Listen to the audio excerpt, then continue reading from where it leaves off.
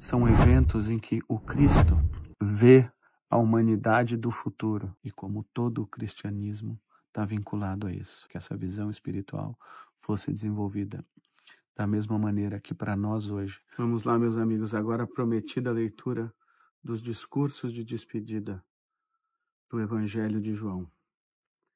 E ele começa dizendo assim, que é muito importante: e levantando os olhos aos céus. Cristo acessa a visão clarividente na hora que ele faz isso. Como nós vamos ver aqui mesmo, nesse podcast, depois da leitura, com um outro extra do livro do Emil Bock, Os 3 Anos. Vamos lá.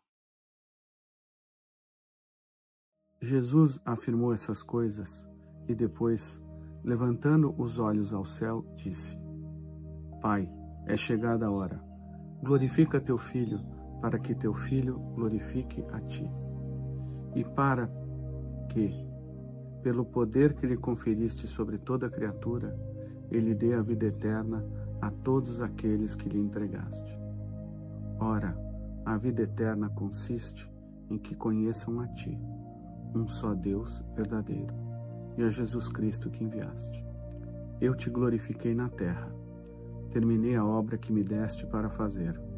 Agora, pois, Pai, glorifica-me junto de ti, concedendo-me a glória que tive junto de ti, antes que o mundo fosse criado. Manifestei o teu nome aos homens, que do mundo me deste. Eram teus e os deste a mim, e guardaram a tua palavra. Agora, eles reconheceram que todas as coisas que me deste procedem de ti, porque eu lhes transmiti as palavras que tu me confiaste. E eles as receberam e reconheceram verdadeiramente que saí de ti, e creram que tu me enviaste. Por eles é que eu rogo. Não rogo pelo mundo, mas por aqueles que me deste, porque são teus. Tudo o que é meu é teu, e tudo o que é teu é meu. Neles sou glorificado. Já não estou no mundo, mas eles ainda estão no mundo. Eu, porém, vou para junto de ti. Pai Santo, guarda-os em teu nome, que me encarregaste de fazer conhecer, a fim de que sejam um como nós. Enquanto eu estava com eles, eu os guardava em teu nome, que me incumbiste de fazer conhecido. Conservei os que me deste, e nenhum deles se perdeu, exceto o filho da perdição, para que se cumprisse a Escritura. Mas agora vou para junto de ti, dirijo-te esta oração, enquanto estou no mundo, para que eles tenham a plenitude da minha alegria. Dei-lhes a tua palavra, mas o mundo os odeia, porque eles não são do mundo, como também eu não sou do mundo. Não peço que os tires do mundo, mas sim que os preserves do mal. Eles não são do mundo, como também eu não sou do mundo. Santifica-os pela verdade. A tua palavra é a verdade. Como tu me enviaste ao mundo, também eu os enviei ao mundo. Santifico-me por eles, para que também eles sejam santificados pela verdade. Não rogo somente por eles, mas também por aqueles que por sua palavra hão de crer em mim, para que todos sejam um, assim como tu, Pai, estás em mim e eu em ti, para que também eles estejam em nós, e o mundo creia que tu me enviaste. Dê-lhes a glória que me deste, para que sejam um, como nós somos um.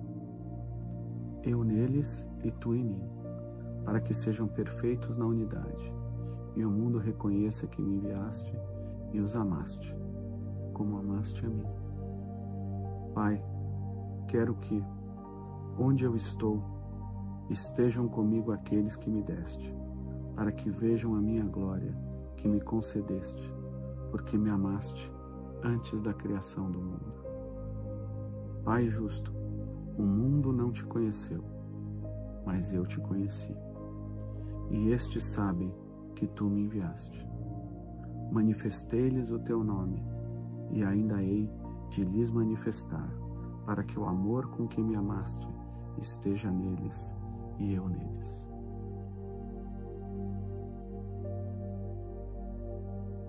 Meus amigos, é simplesmente lindo, né? Eu vou achar mais um trecho aqui dos discursos de despedida que eu gosto muito. Não se perturbe o coração de vocês. Creiam em Deus. Creiam também em mim. Na casa do meu Pai há muitas moradas. Se não fosse assim, eu teria dito a vocês: vou preparar lugar para vocês. Vamos lá, meus caros. A outra oração aqui que eu acho linda. Não se turbe o vosso coração. Credes em Deus. Crede também em mim. Na casa do meu Pai há muitas moradas. Se não fosse assim, eu vos teria dito: vou preparar-vos lugar. E quando eu for e vos preparar lugar, virei outra vez e vos levarei para mim mesmo, para que, onde eu estiver, estejais vós também. Mesmo vós sabeis para onde vou, e conheceis o caminho. Disse-lhe Tomé: Senhor, nós não sabemos para onde vais, e como podemos saber o caminho? Disse-lhe Jesus: Eu sou o caminho, e a verdade e a vida. Ninguém vai ao Pai, senão por mim. Se vós me conhecesseis, a mim, também conheceríeis a meu Pai. E já desde agora conheceis e o tendes visto. Disse-lhe Filipe: Senhor, mostra-nos o Pai, o que nos basta. Disse-lhe Jesus: Estou há tanto tempo convosco, e não me tendes conhecido, Filipe? Quem me vê a mim, vê o Pai. Como dizes tu: mostra-nos o Pai. Não crês tu que eu estou no Pai, e o Pai está em mim? As palavras que eu vos digo, não as digo de mim mesmo, mas o Pai que está em mim é quem faz as obras.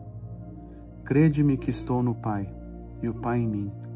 Crede-me ao menos por causa das mesmas obras. Na verdade vos digo, que aquele que crê em mim também fará as obras que eu faço, e as fará maiores do que estas, porque eu vou para meu Pai. E tudo quanto pedirdes em meu nome, eu o farei, para que o Pai seja glorificado no Filho. Se pedires alguma coisa em meu nome, eu o farei. Se me amais, guardai os meus mandamentos. E eu rogarei ao Pai, e ele vos dará outro Consolador, para que fique convosco para sempre.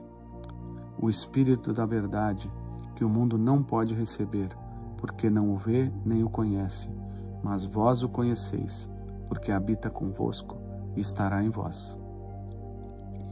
Não vos deixarei órfãos, voltarei para vós. Ainda um pouco, e o mundo não me verá mais, mas vós me vereis, porque eu vivo e vós vivereis. Naquele dia, conhecereis que estou em meu Pai, e vós em mim, e eu em vós. Aquele que tem os meus mandamentos e os guarda, esse é o que me ama, e aquele que me ama será amado de meu Pai, e eu o amarei, e me manifestarei a ele. Disse-lhe Judas, não o Iscariotes: Senhor, de onde vem que te has de manifestar a nós e não ao mundo? Jesus respondeu e disse-lhe: Se alguém me ama, guardará minha palavra, e meu Pai o amará, e viveremos para ele, e faremos nele morada. Quem não me ama, não guarda as minhas palavras. Ora, a palavra que ouvistes não é minha, mas do Pai que me enviou. Tenho-vos dito isto, estando convosco. Mas aquele Consolador, o Espírito Santo, que o Pai enviará em meu nome, esse vos ensinará todas as coisas, e vos fará lembrar de tudo quanto vos tenho dito. Deixo-vos a paz, a minha paz vos dou. Não vou lá dou como o mundo a dá. Não se turbe o vosso coração, nem se atemorize. Ouvistes que eu vos disse: vou e venho para vós. Se me amasseis, certamente exultaríeis, porque eu disse: vou para o Pai, porque meu Pai é maior do que eu. Eu vou-lo disse agora, antes que aconteça, para que quando acontecer, vós acrediteis.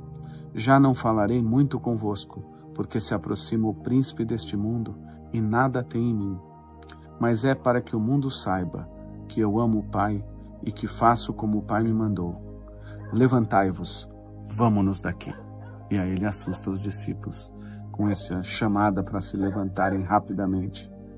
E aí vão para o Getsemane e tudo acontece nessa madrugada da quinta-feira santa e depois na sexta-feira. Vamos lá, meus amigos, agora eu vou ler para vocês o trecho sobre a visão que tem a ver com tudo isso que a gente acabou de ler. Na primeira oração ele diz que o Cristo levantou a sua visão, ergueu a sua visão. Vamos entender o que isso significa verdadeiramente? Vamos fazer isso agora. Da visão do Cristo. Em comparação com os 3 primeiros evangelhos, predominantemente imaginativos, o Evangelho de João se apresenta como propriamente inspirativo. Enquanto a espiritualidade dos outros culmina em imagens, o elemento do Evangelho de João é a palavra como tal. Ele dispõe de cunhos verbais em si bastante inaparentes, mas que conferem acentuação luminosa a certos pontos culminantes da vida do Cristo. Pela repetição destas fórmulas joaninas, ele coloca entre aspas, surgem figuras plácidas, silenciosas, que evidenciam importantes etapas e desenvolvimentos interiores. Entre essas expressões verbais, uma das mais íntimas é a que normalmente se traduz por ele ergueu seu olhar. Repete-se em 3 trechos, capítulo 6, 3, antes da alimentação dos 5.000, capítulo 11, 41, antes da ressurreição do Lázaro, e capítulo 17, 11, antes da oração. Foi o que a gente acabou de ver. Antes da alimentação dos 5.000, a locução somente caracteriza conteúdo perceptivo. Jesus vê chegar a ele uma multidão. Antes da ressurreição do Lázaro e antes do final solene dos discursos de despedida, estas palavras introduzem palavras de oração, como se o erguer do olhar contivesse uma especial orientação em direção ao Pai. Pai, dou-te graças. Pai, chegou a hora.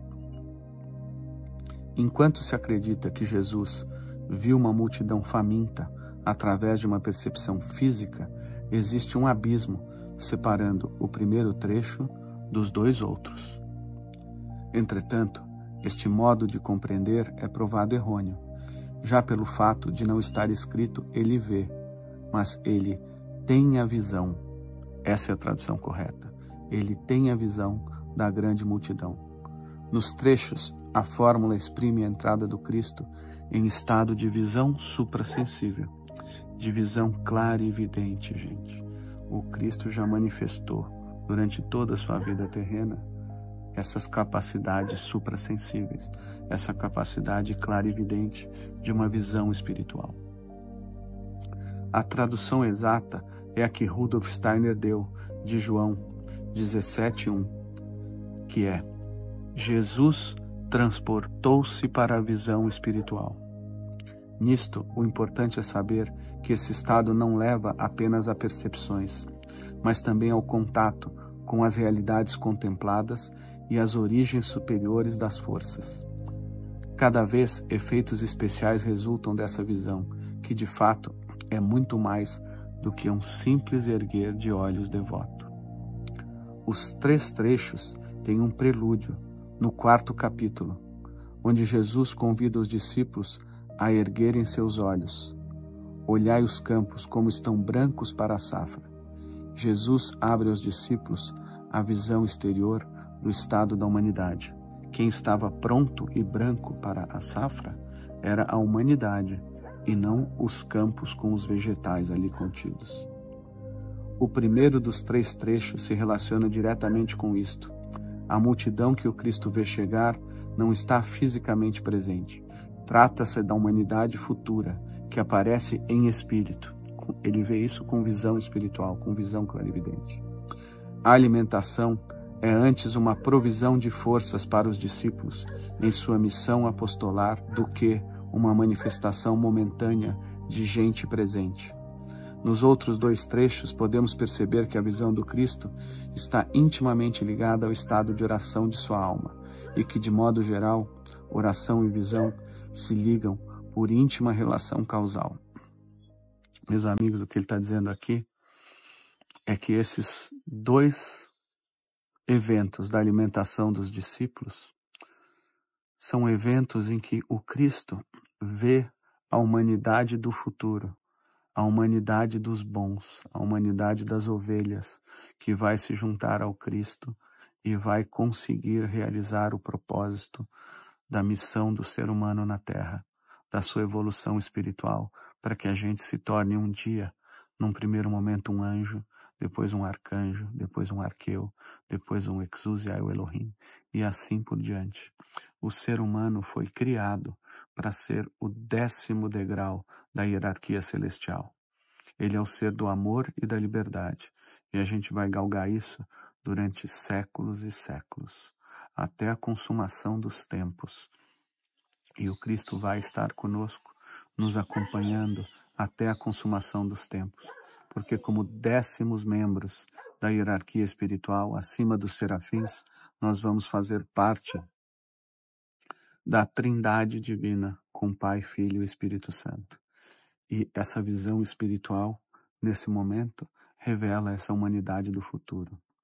E a visão é compartilhada com os discípulos, para que os discípulos enxerguem, mesmo naquela consciência ainda onírica, que era a única que eles podiam acessar naquele momento, no estado de torpor ainda, de dormir acordado, e que eles só vão entender depois, quando o Espírito Santo desce sobre eles como línguas de fogo no Pentecostes, e que vai servir como impulso para todas as futuras encarnações desses discípulos.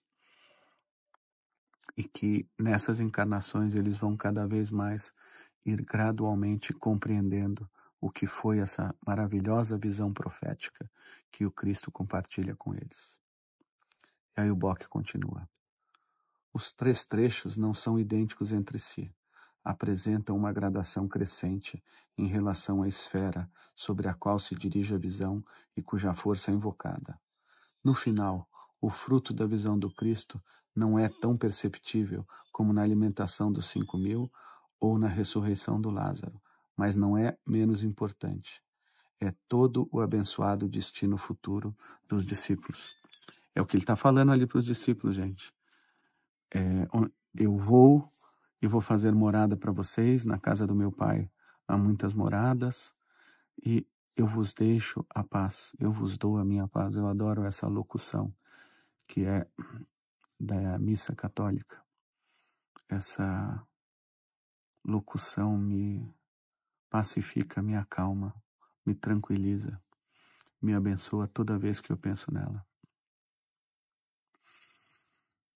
Toda vez que se fala de paz nos evangelhos, eu fico bem transformado, mais espiritualizado. Então é isso, meus amigos. A gente está vendo aqui como a nossa visão materialista pode interpretar a Bíblia de uma forma que não é exatamente correspondente aos fatos como eles ocorreram. A visão espiritual do Cristo, a visão clarividente, é isso que ficou claro nesse trecho aqui do Emil Bock. E há outros textos na Bíblia, outros trechos da Bíblia, onde a gente pode ter essa mesma interpretação espiritual esotérica. Isso que é o cristianismo esotérico, proposto e nos ensinado, nos trazido por Rudolf Steiner e pela antroposofia. É ter essa visão do que acontece verdadeiramente espiritualmente por trás de todos os eventos terrenos, de todos os eventos materiais. Um outro momento na Bíblia, a gente já falou disso durante a Semana Santa, é o momento em que o Cristo vai ter com Natanael embaixo da figueira. Naquele momento eles têm um encontro noturno. Natanael praticava a antiga clarividência e o Cristo se projeta astralmente, assim como Natanael se projetou astralmente para baixo dessa figueira como manifestação da antiga clarividência. O Cristo ele não veio para negar a lei, mas ele veio para fazer novas todas as coisas. Ele veio para a realização da lei, para que a lei se cumprisse. Então, antes dele transformar a antiga clarividência em nova clarividência, ele mesmo faz uso dela nesse encontro com Natanael, aquele que ele pode chamar de um verdadeiro judeu, porque para ser um verdadeiro judeu era necessário que essas capacidades suprassensíveis, que essas capacidades espirituais, que essa clarividência, que essa visão espiritual fosse desenvolvida. Da mesma maneira que para nós hoje, para que nós sejamos verdadeiros cristãos, é absolutamente necessário que a gente desenvolva essas capacidades, que têm sido chamadas dos 7 dons do Espírito, da visão profética. Tudo isso é uma forma de denominar essas capacidades espirituais, essas capacidades clarividentes. Meus amigos, eu acho que agora sim, estamos encerrando aí esse nosso ciclo sobre a Semana Santa, que teve essa proposta de mostrar para todos nós como, nesses dias todos, essa questão de clarividência e possessão espiritual, ou melhor dizendo, como essa questão da clarividência de um lado e a partir dela uma verdadeira compreensão da realidade espiritual, onde a gente pode compreender os fenômenos de possessão espiritual, estão como um acorde, uma nota que acompanha de diferentes formas todos os dias da Semana Santa. E como todo o cristianismo está vinculado a isso. O cristianismo se desenvolveu a partir dos dons proféticos, a partir da visão profética, a partir dos dons do Espírito. E tudo isso nos é dado pelo próprio Cristo.